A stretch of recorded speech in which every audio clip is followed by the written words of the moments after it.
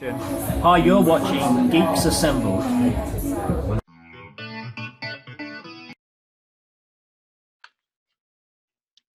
Hello, this is Audio Heads, part of Geeks Assembled, and we are here to discuss Blake 7 Warship. And it's a full cast audio set between, what is it, season 3 and 4? No, wait, I heard this earlier. Season 2 and 3. And it was like, where did Blake go? Like that's really what it's answering, and it's got a cool sort of cast and a cool sort of story, and I'm just glad that we're here to do some reviewing for it. Yay!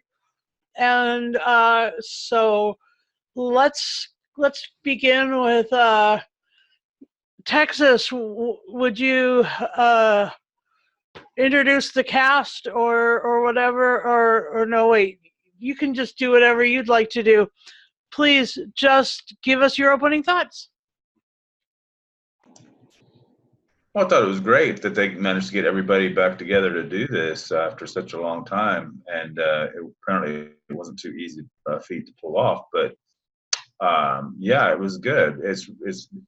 They did what they do with the Doctor Who range. They did something clever. They made up a story that could fit in between two television episodes, and maybe give you just a little bit more of what happened to Blake and Jenna, who disappeared after this episode on television after the end of series 2, and they did a pretty good job of it because it's an entertaining story. They gave everybody something to do. It's pretty cool the way they did that. I mean, because nobody was left out really. I mean, and you even have Servalan in there. So yeah, it was an excellent audio release. It's a pity that we've lost 3 of these cast members in the past few years now. So I don't know what they're going to do from now on. But I mean, this was a very good story for them to start this full cast range with. Yeah, thanks. I think so too. I think it's really great, and I am really sad because recently, like a couple of days ago, we just lost Paul Darrow, which is, a crying shame because he was great as Avon, and he was like all over science fiction from England in the 70s and 80s, and he was a really attractive man, and so that was really sad. Anyhow, going over to Lee, what's your opening thoughts on Warship, please? Well, I've just got to repeat what Tim said. I'm actually glad they did this because on the TV, end of season series 2, Star 1, Travis was sort of destroyed. Then season 3 started. Blake and Jenna had just disappeared. And this is the filler. This explains from the story Star 1 to Aftermath. In between there was Warship, and it does what it says on the tin. It fills in that space, and it gives Blake and Jenna a sort of a good send off from this the Blake 7 saga. Brilliant acting. You've got such recognise. Okay, yeah, Gareth Thomas' voice is a little bit older than he used to sound on the TV, but hey, people get old. But it's still Blake. Paul Darrow's still Avon. Jenna, yeah, brilliant to hear Jenna again. She was a brilliant character in the TV series. And as you say, it's been you had the evil scheming Servalan, not in a big role, but it was sort of a cameo in this, but it's brilliant. Yeah, and also you also get Alistair Locke doing his best as Zen and Aurak, which I think he has got that down to a T. So, and yeah, it's a good story. It's based on Liberator and also on a planet. That's all. It's one planet, one Liberator, and a war going on outside. And it explains that the Federation they have to side with the Federation after the destruction of Star 1 to, on these oncoming forces. It is a very good story, and it does fill that gap of explaining how, well, not how, but where on earth did Blake and Jenna go? So yeah, it does a good job. Over to you, Susan. Thank you. Alex, what did you think of Warship? The story's all right.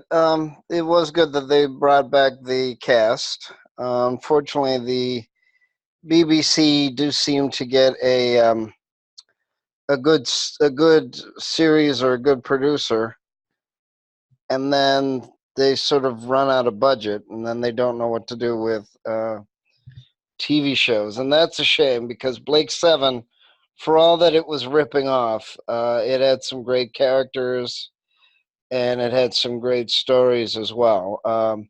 Originally, it was supposed to be the Magnificent Seven in space. Then it's ripping off Star Trek a little bit with the triangle. And then you also have a little bit of Star Wars when they're mentioning the rebellion a little bit. And unfortunately, that's the other problem with pop science fiction. But I always will love Blake 7. I like the fact that it wasn't super positive. It was a little negative and pessimistic and intelligent. And then you had a wonderful female character. You had a lot of wonderful female characters in Blake 7 that they don't mention. And unfortunately, most of the characters have died in real life. Most of the actors have died in real life, or they don't want to do it anymore because it's been almost 50 years from 1972 to then they redid it again in 1977, and it went to 81. And of course, ironically, they came up with the Game of Thrones ending before Game of Thrones did in the TV show. They really should redo this. They should redo Blake 7, sort of a new generation or planet where Blake 7 is starting over again. But as I mentioned, almost all the actors are gone after, what is that? What is it, 45 years after 1977? Right. Yeah. So a lot of them are going to be gone. But yeah, I'm not a huge fan of the story, but I like the fact that they had two wonderful machines. They had a computer genius who also was a criminal and a hero at the same time. They have Servalon, who is a very good villain. A lot of fictional people should be taking hints from that villain and the way she portrayed it as well. So, yeah, the story I don't really like, but I love the way that even Terry Nation could come up with a space opera beside the Daleks that was, very interesting, and a lot of people were able to build on that. Yeah. I'm just really glad that it answered the questions of the gap of the disappearance of, and then it told a story about the Megiddo, and that's a cool thing too, and like an old Greek name or Hebrew name for Armageddon, and like it was an Armageddon device, and Armageddon means Armageddon out of here. No, I'm just kidding. That's what Blake said, and Blake and Jenna said. Anyway, I'm getting out of here. The explosion at the end was amazing. Good soundscape. I was pretty psyched about that. So, what were your favorite moments? Let's mix this up a bit. Lee, what were your favorite moments?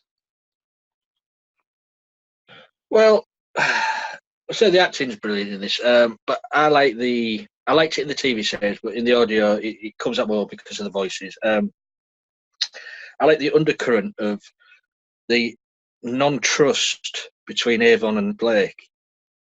You didn't really get that in the TV show. There was sort of fighting for the leadership of the gang. No, you did. You did. You got in the TV show. Yeah, but this sort of pushes it a bit more, and and it even says that Avon wants the ship. He wants that ship. Whose ship? Because you didn't really get that in the TV, but here blatantly says he wants the ship. So that trust is not there between the two characters, which I thought was brilliantly done. Yeah, and of course, for me, my favourite character in Blade 7 has always been Villa. The cowardly hero. I just love the way he tries to get out of things. He doesn't want to do this. He doesn't want to do that. It's always having to be forced into doing these things, but he always ends up being the hero, because he goes and does it. But he'd rather go and have a drink. But yeah, Michael Keaton at Villa is just a classic character. Yeah, and it's been said, Jackie Pierce as Servalan. What a brilliant female villain. Sexy female villain. That voice. I mean, her voice, and then you have Paul Darrow's voice. Just two distinctive voices there of British TV theatre. Just brilliantly done. I just could listen to those voices all day. Yeah, it's just the production of Big Finish throws everything into the production of these audios. Be it Blake 7, Doctor Who, Torchwood, or even Shakespeare when they ever do, when they do these sort of things. They always throw everything in it, even the kitchen sink. They put everything into production, sound quality, everything. You cannot knock anything like that. And they also make it sound authentic of that era. Yep. Of 1970, 79, 80, with the effects, which it brings back great memories of that time. So yeah, it's just a great audio. Enjoyed it. I mean, it wasn't too long. It was 65 minutes at the most, 60 minutes. That's 10 minutes longer than a usual TV episode, because they're usually about 50 minutes long. So we get an extra 10 minutes on audio, but hey, brilliant. It's a brilliant filler for those filling in that gap as well. So, over to you, Susan. Yep. And Timbo, what was your favorite moments? Well, I agree with Lee about the sound. One thing I found interesting was listening to the behind the scenes documentary that came with it, and the guy had to recreate the sounds of the TV series. He didn't use the ones that they had used at the radiophonic workshop back in the day. And they sound identical. I mean, they sound exactly like the proper sound. It didn't sound like a cheap ripoff or, almost there. But no, it sounded identical to the old effects. And also the music, too, was really very of its time, very Dudley Simpson. Yeah, that too. And it was interesting to hear what the cast had to say about why they left, when they left, and it was fascinating that they still fondly remember doing it, even if they didn't stick around for the whole 4 years or something. So yeah, it's an amazing piece of work from Big Finish. Like Lee said, they do really put everything into it, and even though Gareth Thomas he doesn't sound anything like he did before. He sounded very different. He sounded almost like a different actor, but you can't help that, and I'm not going to criticize the man. He still did a great job as Blake, and it really never was about Blake anyway. It was always a ensemble cast anyway. It wasn't just about the one guy, and his fight with Avon was never going to end peacefully. The reason this is the anti-Star Trek in a lot of ways is because basically you got 5 or 6 people who can't stand each other, and they had their by necessity they're thrown together. They've got this wonderful ship, and they can do a lot of stuff, but even then, they never really learn about all of its uses and all the things it can do. I mean, they're lucky, but they're not necessarily good people.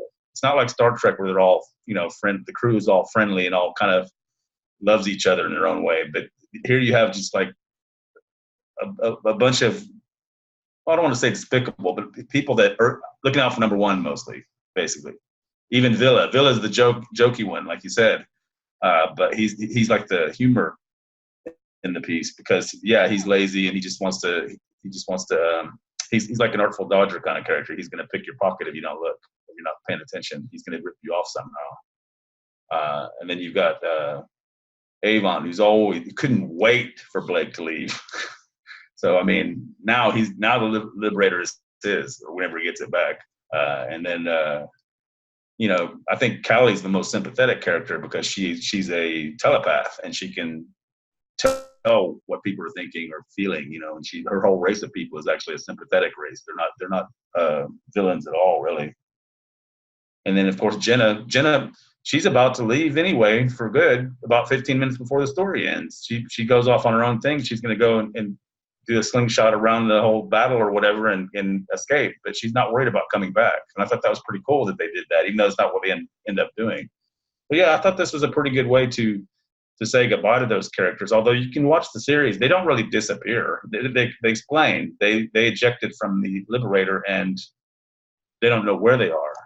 They could always find out. I think in the extras, Sally Nivette says that they did say on screen in series 4, Blake says that she was dead.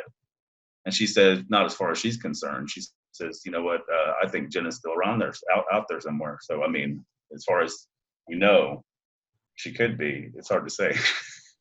But, yeah, I'm rambling now. So this is a lot of fun, though. That's okay. Ramble on, man. Yeah, definitely a good set. Well, here's Alex. What are your favorite moments? I mean, like I said, it's pretty much the characters. Most of the dialogue was in keeping with the characters. Like I said, it's weird. It's like a Magnificent Seven space opera. You know, borrowing from this and borrowing from that. Even Tarrant had to change later on in the show, and Dana as well. So it's pretty much Callie, Dana, Tarrant, and Blake, and Gann too, which were the most idealistic characters, even though they did kill Gann off in the show as well, in the TV show. And then unfortunately, even if you succeed fighting the Federation, which is basically the government, or the Empire, so to speak, in a way, of course, under that much stress, even Callie, who was sort of being a nurse or a doctor in a way, said that it was just too much stress.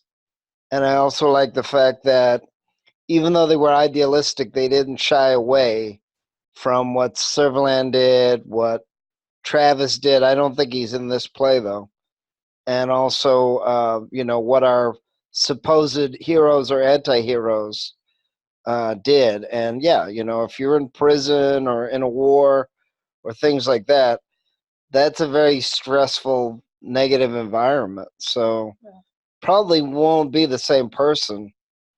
You know, even if you win, you probably won't be.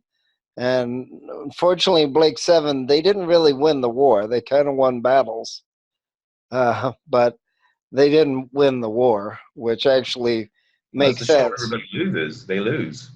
Yeah, I mean, and if you really watch the actual show, they pretty much die. Avon is pretty much dead. I mean, he stands there with 20 guns pointed at him. So, I mean, and they was firing. So, unless they were doing that to scare him to death, he probably died as well. But you know, unfortunately, the actor who played him just died. So I don't know if they're going to continue on with the series. But I still think, since they're rebooting everything anyway, I think they should actually reboot it, either in the audio or in a TV show or even a TV movie. But they just can't seem to have the guts to actually do it. And it's a shame, because I thought it was a very good sci-fi show. It's mostly got to do with the Terry Nation estate as well. Yeah. I think that they would they could recast. I mean, they just recast Nicholas Courtney, and they've been working with another Tim Treelor, and you know that you know, with the Doctor Who franchise, they do, you know, use the other actors to, you know, Yeah, but play those I would say that most probably would rest the series for a while before recasting. Give it a bit of a couple of years before That's what. thinking. That's right. Okay, that makes sense. Well, Not only that, go ahead, Tim. I don't think this sells as well as Doctor Who anyway. It's more of a niche. I mean, most people our age watched this too back in the day Right. because it was on around the same time. But your new audience of Doctor Who that you've gotten over the last 15 years probably has never heard of Blake Seven and probably doesn't buy it at Big Finish. That's what I'm saying. Yeah. So. Well, yeah. The other issue with Blake Seven is even though they are stealing from Star Trek in a way with the teleportation, is unless they made everybody clones, there's no real regeneration. Doctor Who has that, and you also have that really in a lot of Doctor Who, except the BBC from 63 to 89. After that, nobody really dies, and in Blake Seven, they do die. So What they could do is they could use the the tech that they just found on the warship. Anyway, they could rest it. So anybody else have? Well, they could continue to do these Liberator Chronicles with the characters they do have. I mean, if they want to, because more often than not, then Avon's there, but he's being narrated by someone else. In other words, I've never listened to any of those, but it's my understanding they're like companion chronicles where you have two actors and they're telling the story at the same time they're playing little bits of it. So, I mean, in other words, you can have Avon in the story without the actor being there. So I'm guessing if they wanted to, they can continue with Callie, Jenna, or Dana, who they've recast, and Villa. I mean, so. Yeah, that makes sense. I mean, again, that was the other wonderful thing about Blake Seven in a way was the fact that Aurak and the ship that they called the Liberator, not that that was its real name, but both machines were wonderful, not only because they could talk to themselves and others, but the other issue of they were pretty much self-repairing machines. I mean, they were machines from, generations ahead of what really should have been. So unless somehow they do a little bit of a corny story saying that the Liberator and Aurak is somehow able to have like a space bubble or space, where time really doesn't apply to the people inside. And I mean, they really didn't know. All they knew, I think it was, I can't remember the story on TV, but it was pretty much, was it clones or aliens or robots or whatever? And the technology they had was, decades ahead of what everybody else, could even do. So it probably would have to be connected to the Liberator because I don't even think the Federation wanted that machine. So obviously the ship. So obviously, I remember there were stories where it even made diamonds and jewels and all that. So obviously it's a very powerful ship if it can make, jewels and stuff like that. Yep. Wasn't that powerful when it went boom? Yeah, I know. But, many stories it was, Lee. Many stories. All right. So we've done the favorite moments. Anything you guys found lacking?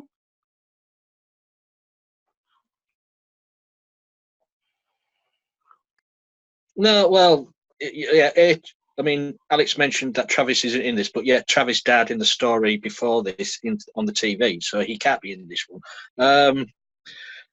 No, there's nothing lacking because you've got Servalan anyway. Yeah, you've got to have shoehorn Servalan in there somehow, and you've got them all bickering with each other, which they used to do on TV.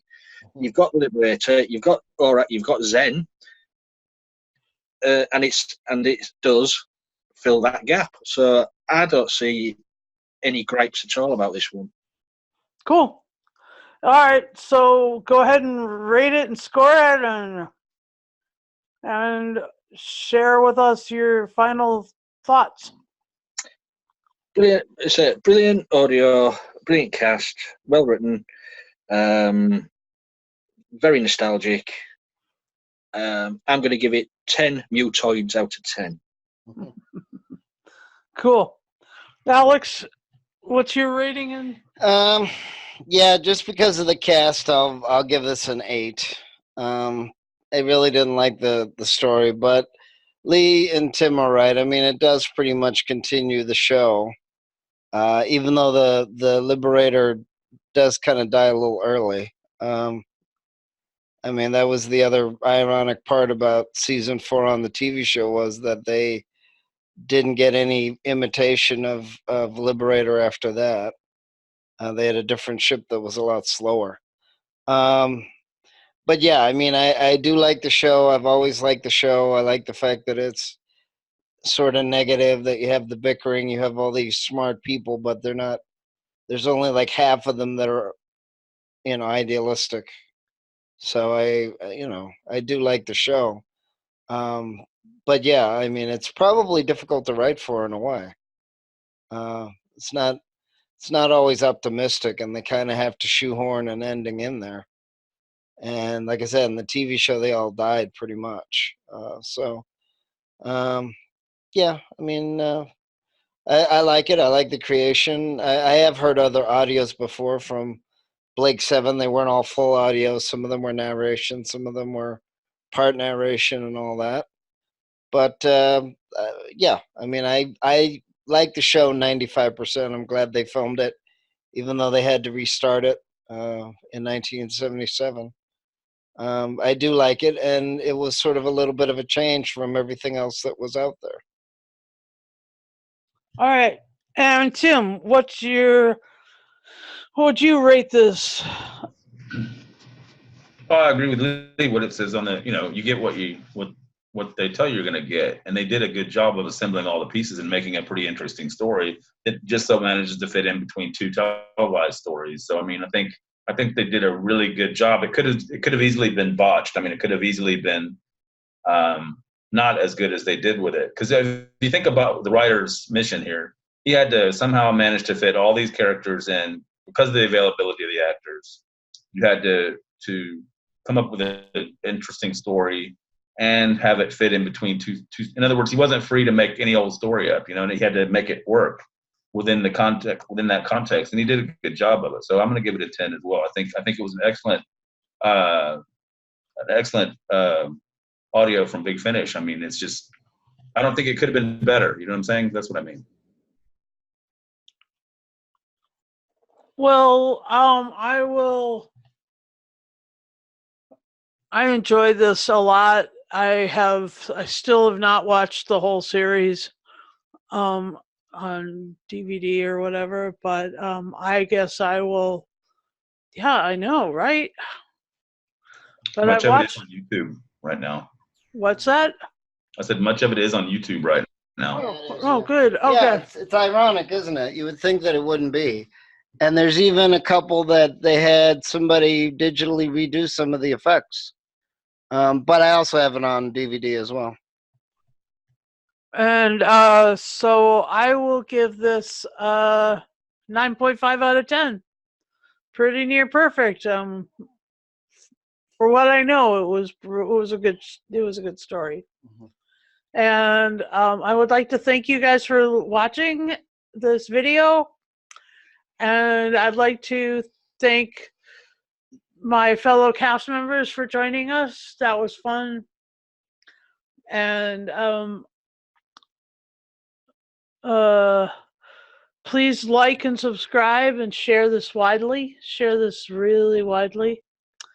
And enjoy our other podcasts. We have reviewed Blake's before once, long time ago. So that's, you have to scroll down through a number of screens full of our videos to get to it. But they're all put in playlists, so easy to find. Oh, that's right. They're in playlists. So, Audio Heads playlist. You'll find the Blake audios there and stuff. You'll find it, and so yeah, there's that. And join our Facebook group and come join us on these casts. We have a good time. We like each other. We're pretty chill. And so, anyway, thank you all, and let's go to space. Okay.